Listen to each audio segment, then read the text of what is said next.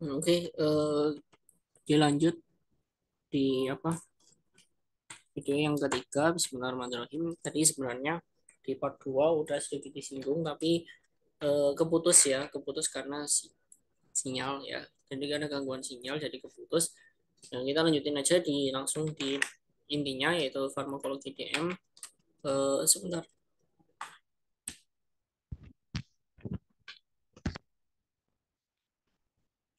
Oke, jadi tadi udah dijelaskan tentang obat-obatan insulin, pemberiannya gimana, dosisnya segala macam, dan juga obat-obatan sekretogogu atau sekretor, dan juga obat-obatan yang fungsinya adalah sensitizer.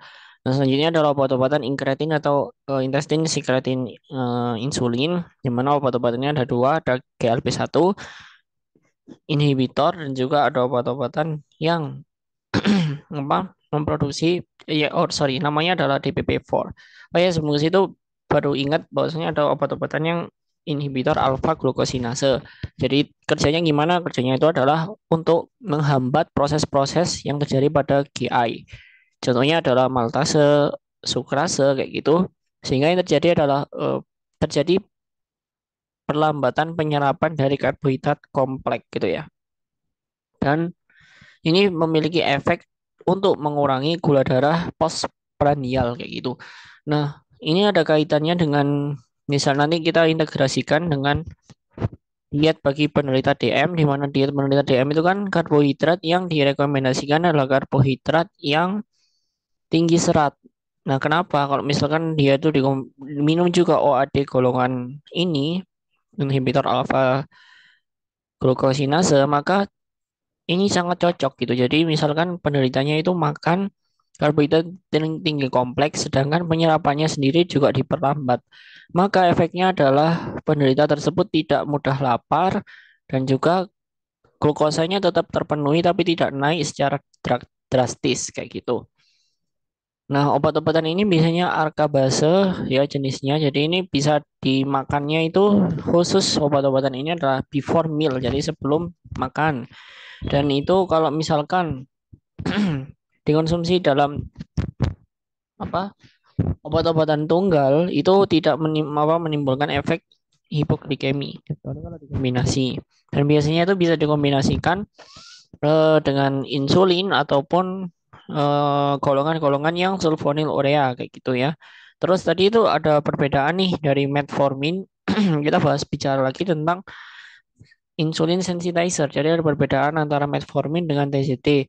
Apa bedanya? Yaitu kedua obat ini sama-sama bagus ya, karena tidak hanya memperbaiki profil insulin, tapi dia juga memperbaiki profil kondisi yang lain. Kondisi penyertanya seperti pada diabetes kan biasanya ada risiko dislipidemia maupun risiko terhadap serangan jantung kardiovaskular kayak gitu kan. Nah, tapi ini kedua obat ini memiliki efek yang sama, tidak hanya memperbaiki profil insulin tapi juga mau memperbaiki kedua hal itu. Metformin itu memperbaiki tidak hanya meningkatkan kerja insulinnya, tapi dia juga menurunkan dari LDL, tapi minimum, efeknya minimum. Artinya apa? Artinya lebih tinggi efek dari TZT untuk memperbaiki profil dislipidemia. Sedangkan kalau untuk dari jantungnya, kalau ke jantung atau resiko PKV penyakit kardiovaskular ya, kalau yang metformin itu hampir nggak ada ya efeknya. Tapi sedangkan kalau yang TZD itu memiliki efek dengan cara apa? Dia itu menurunkan hipertensi ya, menurunkan eh, tekanan diastoliknya ya, 2 sampai 4 mmHg diturunkan kayak gitu. Nah, itu aja sih. Terus dari faktor resikonya ini bahaya dari TZD, lebih bahaya TZD daripada metformin. Di mana TZD itu bisa menimbulkan yang namanya edema atau bengkak. Tapi ini yang perlu yang perlu diperhatikan dari faktor cost ya, dari faktor biaya. Bahwasanya metformin sama TZD itu lebih murahan metformin. TZD itu bisa dikatakan menengah kayak gitu. Yang paling mahal adalah obat-obatan incretin gitu. Oke, kita langsung bahas aja intestine secreting insulin. Dan GLP-1 analog dan juga DPP-4 inhibitor. GLP-1 analog itu GLP itu merupakan incretin atau hormon yang disekresi dari sel L ya. Sel L pada enteroendokrin ya. Jadi lokasinya adalah di ileum dan kolon di usus gitu ya. Jadi ini yang perlu diperhatikan adalah efeknya ini adalah efek kerjanya bifasik. Jadi yang pertama itu responnya muncul setelah makan dan yang kedua adalah diikuti respon yang mengikutinya gitu. Jadi bifasik ada dua fase. Bi kan artinya dua. Nah, efek-efeknya tentunya sama ya. Ini dikatakan lebih bagus ya GLP-1 ini tapi harganya nggak bagus karena mahal. Karena dia tuh meningkatkan apa namanya sel B-nya, habis itu mensensitisir juga, tapi dia tuh tidak menimbulkan efek samping ya. Jadi eh, efek kerjanya itu nggak hanya meningkatkan insulin, tapi juga memperbaiki efek samping yang lain, kayak yang tadi dislipidemia dan juga PKV, penyakit kardiovaskular. Jadi mengoptimalkan juga dia itu bekerja kepada sebuah apa ya AMPK, pokoknya AMPK itu dia mengoptimalkan dari metabolisme lemak dan karbohidratnya. Habis itu efek lokalnya kalau misalkan dikombinasi dengan metformin itu kan lebih bagus karena dia itu menghambat pengosongan lambung sehingga pasien itu nggak akan cepat kenyang. Pengosongan lambung tadi kenapa? Karena metformin tadi itu kan sensitizer ya ditambah GLP satu ini yang bekerja di apa? Bekerja di sel enteroendokrin L-nya pada ileum dan kolon, makanya tidak cepat lapar. Jadi menghambat pengosongan lambung itu. Jadi pasiennya nggak makan banyak kayak gitu. Terus ada DPP-4 inhibitor kayak gitu. Yang mekanismenya dia itu hmm, sama yaitu apa meningkatkan incretin ya. Insulin yang dihasilkan dari intestin kayak gitu. Nah, yang terakhir ya adalah obat-obatan yang bisa dikatakan berbeda dari ke apa sebelum-sebelumnya di mana SGLT2 ini justru bekerjanya adalah pada tubulus ginjalnya. Jadi dia tuh mengurangi reabsorpsi glukosa. Jadi glukosanya tuh banyak ditaruh di urin. Kan di proses pembentukan urin kan ada reabsorpsi dimasuk diserap kembali. Tetapi glukosanya itu ditaruh di urin. Jadi dicegah untuk diserap. Makanya ini inhibitor jenis baru yang mampu menurunkan kadar glukosa pada darah. Selain itu dia juga bisa bermanfaat saat kondisi hipertensi kayak gitu. Di mana preload jantungnya itu diturunkan, masa urinnya ditingkatkan sehingga tensinya menurunkan. Makanya diturunkan. Jadi ini tuh bermanfaat banget bagi penderita DM yang memiliki penyerta berupa hipertensi. Kayak gitu terus intinya SGLT2 itu meningkatkan glukosuria atau kandungan glukosa pada urin. Jadi itu merupakan overview dari obat-obatan farmakologi diabetes mellitus. Diulang lagi jadi ada insulin, ada obat-obatan OHO, ada insulin secretagogue, ada sulfonylurea dan meglitidin. Habis itu ada obat-obatan insulin sensitizer, ada piguanidin jenisnya namanya metformin. Habis itu ada TZD, terus ada obat-obatan insulin sekretin, intestin insekretin insulin, inkretin, GLP-1 analog dan juga DPP-4 inhibitor. Nah, ini agak mahal kalau di DPP-4 inhibitor itu ada sediaan oral. Kalau GLP-1 analog dia itu sediaannya injeksi. Di situ ada obat-obatan SGLT2 yang meningkatkan glukosuria dan menghambat reabsorpsi glukosa pada urin. Ini juga bermanfaat bagi penderita diabetes yang disertai dengan hipertensi karena preload diturunkan, beban jantungnya diturunkan sehingga tensinya tuh bisa menurun kayak gitu. Jadi itu merupakan farmakologi dari diabetes mellitus. Selanjutnya kita akan bahas yang berikutnya adalah komplikasi dari diabetes mellitus. Jadi komplikasi secara umum ada dua, ada hipoglikemi dan ada hiperglikemi. Jadi hipo itu dikatakan hipo atau kurang saat apa? Saat kadar gula darahnya tuh dilihat dulu apakah itu ada gejala atau tidak. Kalau ada gejala berarti kadar gulanya kurang dari 80 disertai dengan gejala-gejala yang menyertai. Kalau nggak ada gejala kurang dari 60 kayak gitu.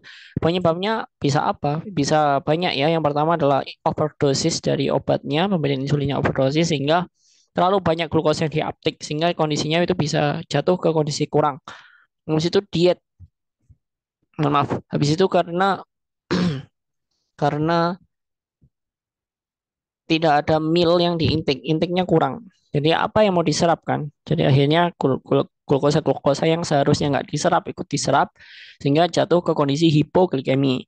Habis itu ada juga eh, terlalu banyak kegiatan nih, terlalu banyak aktivitas di mana aktivitas itu kan kita tahu menggunakan glukosa sebagai energinya. Jadi kalau glukosanya dipakai, jadi otomatis kan kondisi glukosa pada darahnya juga berkurang kayak gitu ya. Nah, terus gimana sih cara kita mengenali hipoglikemi? Jadi eh, nggak mungkin kita tuh tiba-tiba pingsan gitu, nggak mungkin. Mesti ada gejala-gejalanya. Dan gejala-gejalanya ini disebut dengan stadium-stadium ya, tingkat-tingkatan derajat gejala yang mengalami. Ada juga, nah di sini ada gejala parasimpatik, ada gejala simpatik, ada gangguan otak ringan dan berat. Kalau yang parasimpatik, dia itu lapar, mual, tensinya menurun. Kalau yang simpatik ya berarti getar, gemetar gitu, tangannya getar kayak gitu. Terus kalau gejala otak yang ringan ya mungkin kecemasan ya, letih, gelisah gitu gejala otak ringan. Kalau yang berat gimana? Yang berat ya udah terjadi penurunan GCS atau penurunan kesadaran. Nah, kalau ada pasien yang datang dengan kondisi-kondisi itu, apa aja sih yang harus kita tanya itu ya? Jadi yang pertama adalah insulinnya. Jadi ibu ini atau bapak atau ibu ini konsumsi insulinnya tuh kapan, terakhir berapa, dosisnya kapan, terus dikasihnya kapan terakhir kayak gitu. Habis itu dari makannya, nih makannya ibu ini makannya kapan makannya. Terus apakah malam tadi makan sebelum insulin dikasih atau enggak kayak gitu. Habis itu dari DM-nya, DM-nya ini udah lama enggak? Sebelumnya apakah ada komplikasi lain ya? Apakah DM doang atau DM ada obesnya atau enggak gitu harus ditanyain. Habis itu apakah ada enggak sih bapak ini konsumsi obat-obat lain gitu ya kayak obat-obatan lain sih maksudnya misalkan udah dapat insulin tapi tetap makan metformin terus nggak minum apa nggak makan ya itu tambah parah banget. Habis itu apakah ada komplikasi yang lain? Terus dari pemeriksaan fisiknya udah kelihatan ya jadi gejala-gejalanya. Nah, nah ini ada sebuah trias trias hipoglikemi. Bahwasanya yang pertama adalah hipoglikeminya konsisten. Habis itu kalau hipoglikeminya diterapi membaik berarti itu merupakan triasnya dan adanya kadar glukosa yang rendah dalam plasma kayak gitu. Nah, untuk tata laksananya adalah yang pertama, dia itu terapinya diupayakan oral dulu yaitu dengan memberikan gula murni ya. Gula murni 30 gram atau 2 sendok makan. Ini gula murni bukan pemanis-pemanis. Habis itu obat-obatan OAD-nya di stop, dihentikan. Karena dia itu glukosanya kurang gitu. Ngapain insulinnya terus dipacu kan? Kan tambah diserap kayak gitu. Habis itu apa dipantau gula darahnya dan dipertahankan glukosa darahnya 200, harus diperhatikan 200 dan sambil dipertahankan harus dipertahankan 200 dan sambil dipertahankan itu dicari penyebab-penyebabnya apakah mungkin karena sepsis atau penyebab-penyebab lain. Nah, gimana sih cara kita pertahankan itu yaitu dengan pemberian dextrosa 40%. Untuk volumenya biasanya 50 mili, dextrose 40% 50 mili, dan yang kedua juga diberikan dextrose 10% per infus setiap 6 jam. Jadi dua itu yang diberikan. Apa aja yang diberikan yaitu dextrose 40% 50 mili, itu diberikannya sebanyak 50 mili ya. Terus diberikan juga dextrose 10% setiap 6 jam. Terus dilakukan pemantauan pengecekan-pengecekan dari glukosa darahnya. Kalau glukosa darahnya itu setelah diberikan itu masih kurang dari 50, berarti kan rendah ya. Berarti harus diberikan dextrox 40% sebanyak 50 mili. Kalau glukosa darahnya kurang dari 100, maka harus diberikan dextrox 40% 50 mili. Jadi 25 mili ya. Kalau kurang dari 100 25 mili. Habis itu dicek lagi setiap 1 jam ya. Dicek terus kalau misalkan masih kurang dari 50 berarti diberikan lagi dextrose 40% 50 mili. Kalau kurang dari 100 itu berarti diberikan dextrox-nya 25 mili. Kalau udah lebih dari 200 itu berarti dicoba diturunkan ya, diturunkan kecepatannya sebanyak 10%. Diturunkan gitu ya. Terus dicek lagi nih setiap 2 jam. Dicek terus kalau misalkan GDS-nya mm, udah lebih dari 200 maka cairan dextrose-nya kan tadi kan konsentrasinya 40% itu diganti dari dextrose 5% atau NaCl 0,9%. Terus dicek terus selama tadi kan 1 jam, terus 2 jam, 4 jam. Ini kalau 4 jam dicek ini udah lebih dari 200 gitu ya. Bisa diganti ya dextrose-nya, karena yang tadi konsentrasinya berapa? 40% diganti menjadi 8% ya dextrose, sorry, diganti 5% atau NaCl 0,9%. Ketika udah GDS-nya menjadi lebih dari 200, dilakukan penurunan dosis secara bertahap. Nah, tapi gimana nih kalau misalkan glukosanya itu nggak tertangani? Maksudnya hipoglikemia nggak teratasi, maka harus diberikan steroid dosis tinggi gitu ya. Contohnya, oh sorry, yang pertama diberikan inhibitor insulin. Contohnya dari adrenalin, glukagon gitu ya, adrenalin dan glukagon 0, sama pokoknya dosisnya itu 0,5 sampai 1 miligram. Hafalinnya itu sama-sama sama aja kayak pemberian insulin pada DMTP1 ya. Jadi kalau misalkan hiperglikemia tidak teratasi, dextrose dengan dextrose 40%, 50 mili yang udah di level-level terus itu dan diberikan terus tapi tidak tertangani, maka yang pertama adalah diberikan obat-obatan yang agonis atau pelawan, pokoknya yang menghambat kerja dari insulin. Contohnya tadi apa? Apa? Glukagon gitu ya, glukagon, adrenalin, apa kortisol gitu dosis tinggi. Adrenalin, kortisol dosis tinggi, dan glukagon. Dosisnya sama 0,5 sampai 1 miligram per kilogram berat badan. Jadi diberikannya IV atau intramuskular ya.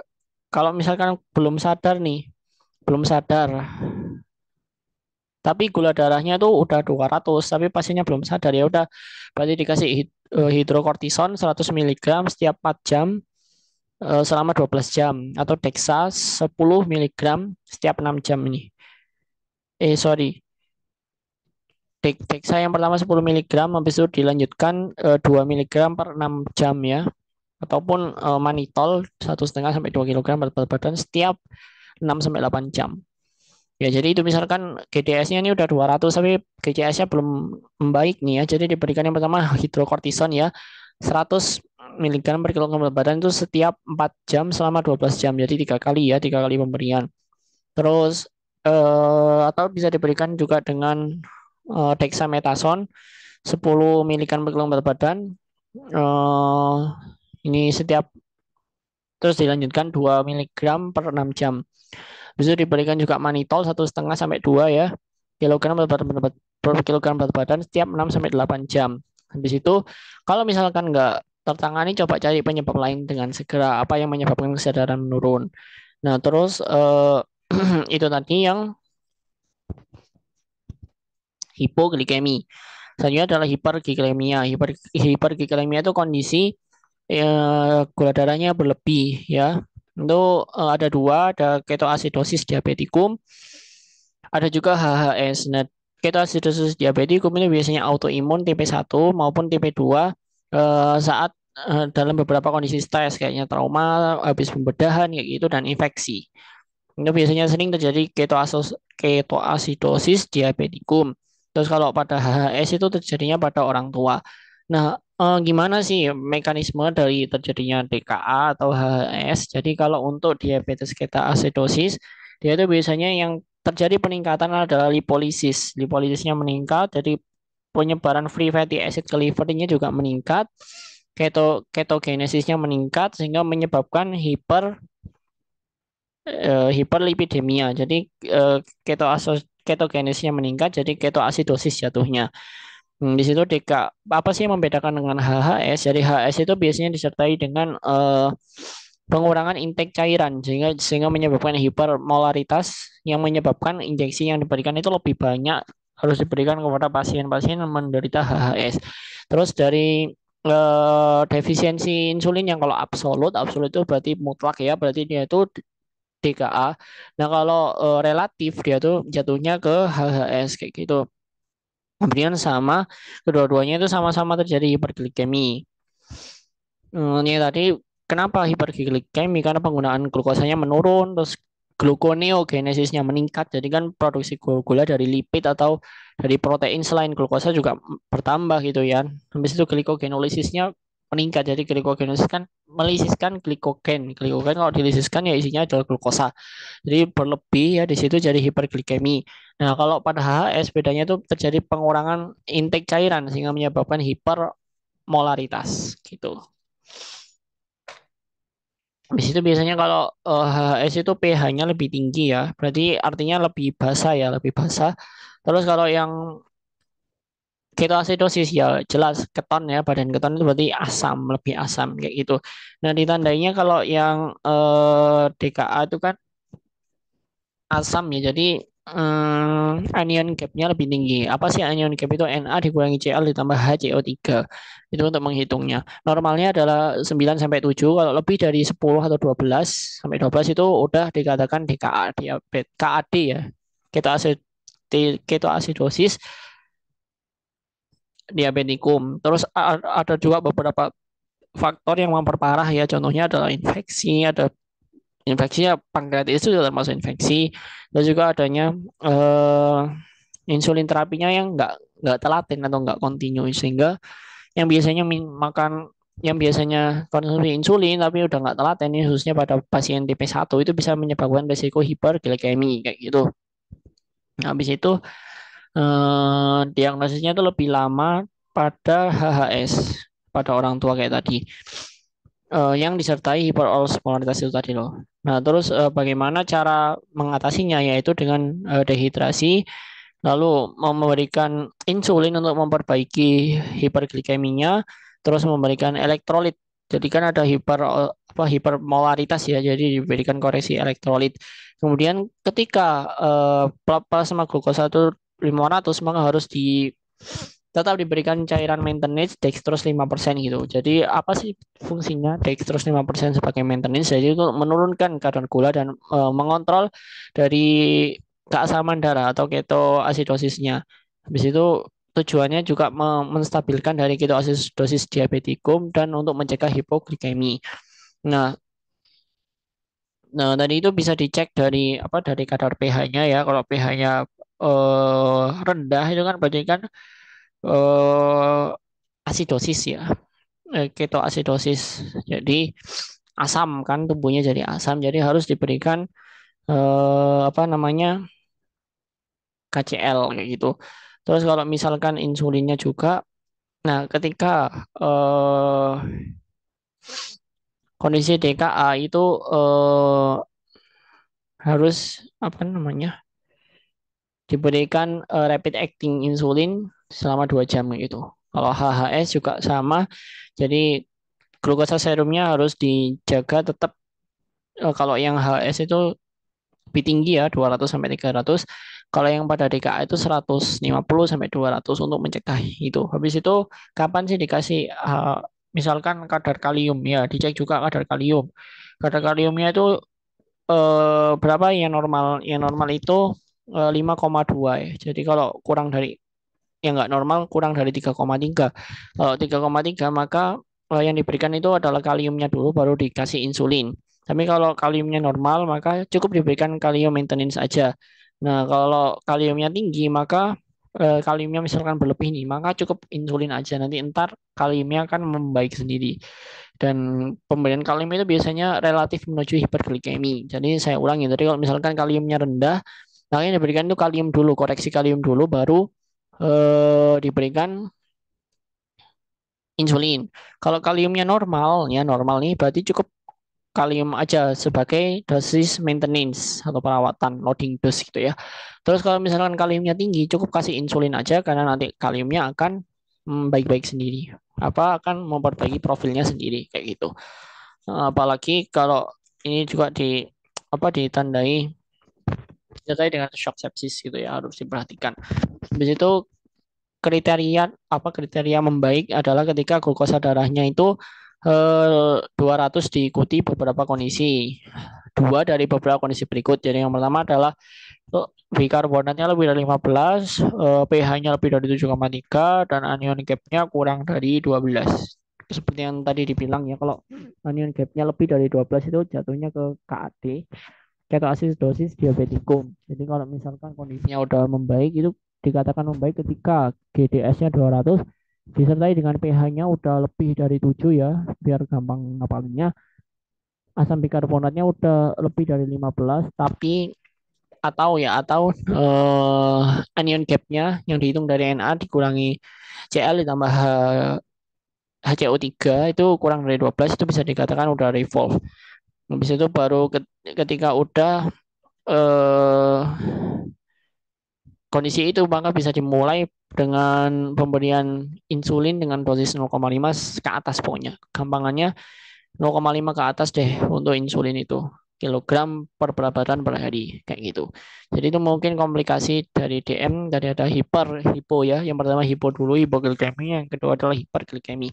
Oke, selanjutnya yang ketiga adalah diet bagi penderita diabetes. Jadi tujuan dari diet ini adalah untuk mempertahankan kadar glukosa darahnya tidak kurang tapi juga tidak lebih ya karena kalau kurang itu bisa jadi dia menyebabkan tadi kondisi hipoglikemi, kalau lebih menjadi kondisi hiperglikemia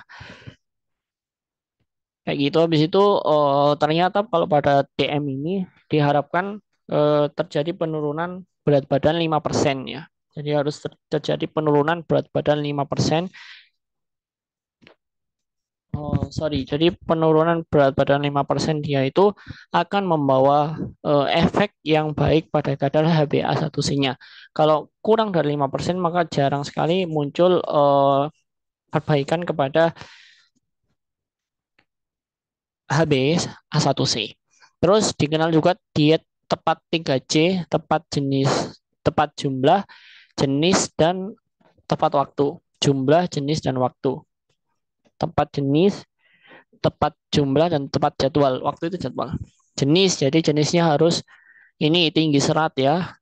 Seratnya harus banyak.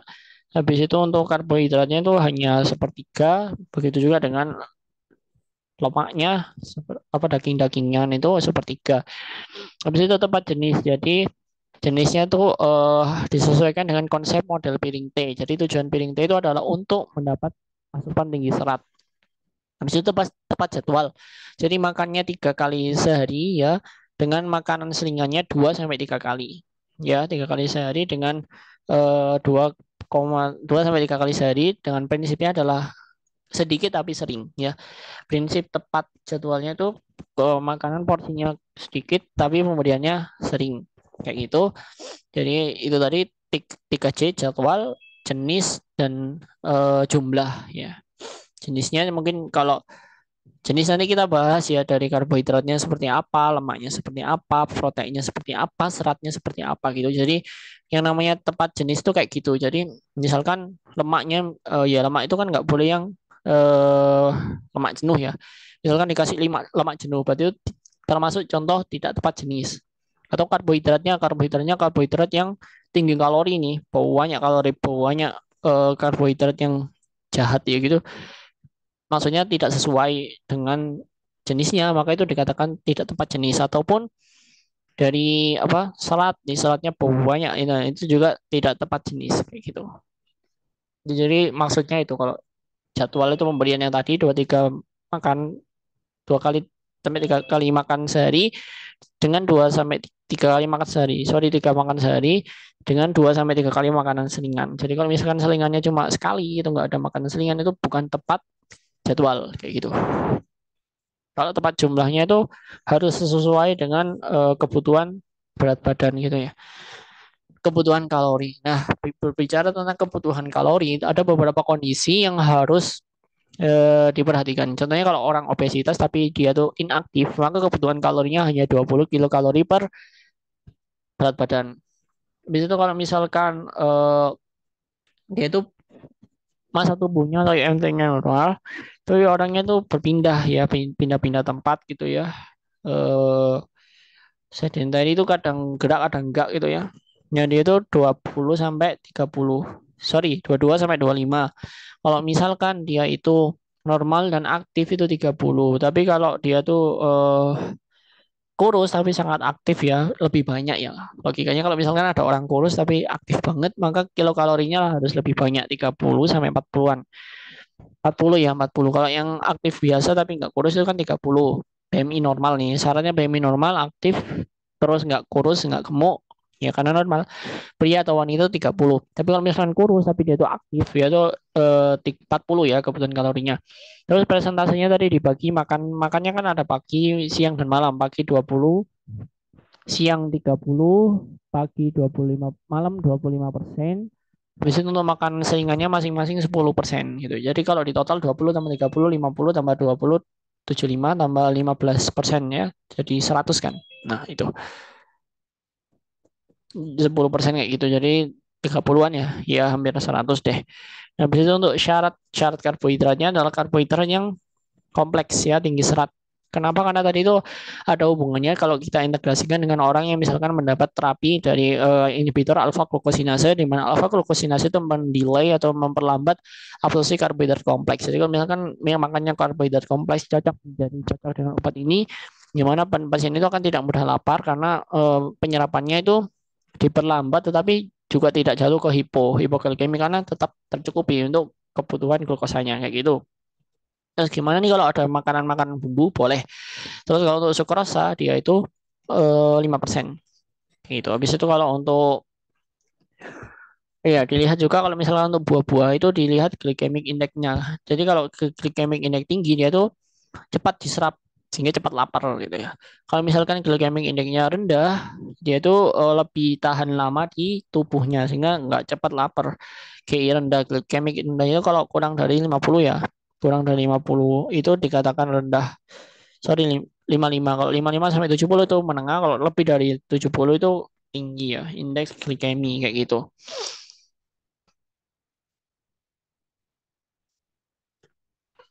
Habis itu untuk protein ya, pokoknya glukosa itu paling banyak kebutuhannya. Terus kalau protein itu 25 sampai 15, kalau lemak itu 20 sampai 25.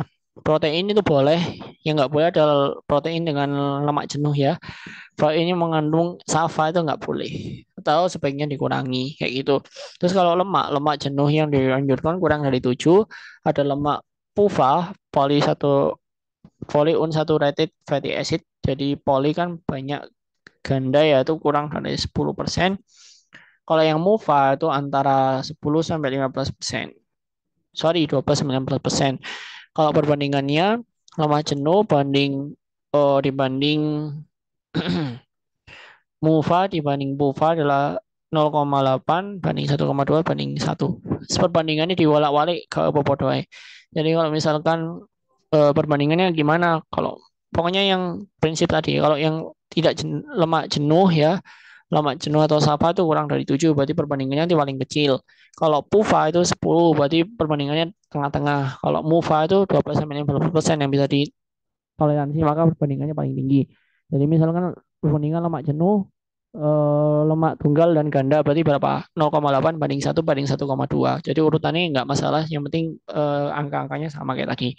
Terus omega 3 tinggi contohnya pada ikan itu sangat dianjurkan. Untuk konsumsi seratnya, serat pokoknya laki-laki itu lebih banyak daripada perempuan. Laki-laki 38 gitu. Perempuan berarti bukan 38 dan lebih sedikit. Gitu aja untuk cara menghafalnya biar cepat ya.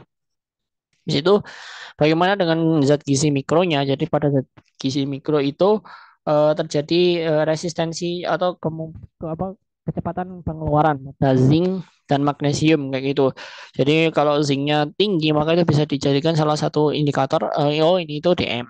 Kalau magnesium juga sama. Jadi magnesium kalau terjadi dia itu magnesium itu meningkatkan apa? Kemampuan insulin untuk memetabolisme glukosa itu magnesium. Kalau misalkan cek ekskresi magnesiumnya cepat pada urin bisa jadi ada gangguan ginjal maupun kondisi-kondisi metabolik yang memburuk kayak gitu. Nah, kalau ekskresinya pada MG itu meningkat, berarti kan tadi kan MG kan membantu kerja insulin kan. Kalau insulinnya kan cuma dikit, berarti MG-nya kan yang dipakai kan dikit. Jadi MG yang dikeluarin itu banyak.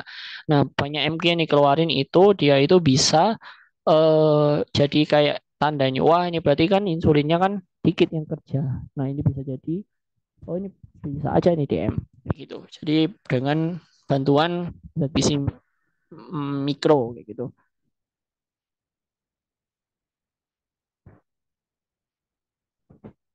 Kemudian kalau dari vitamin B dan C itu kadarnya lebih rendah ya daripada orang-orang yang normal kayak gitu. Jadi itu mungkin overview diet bagi DM.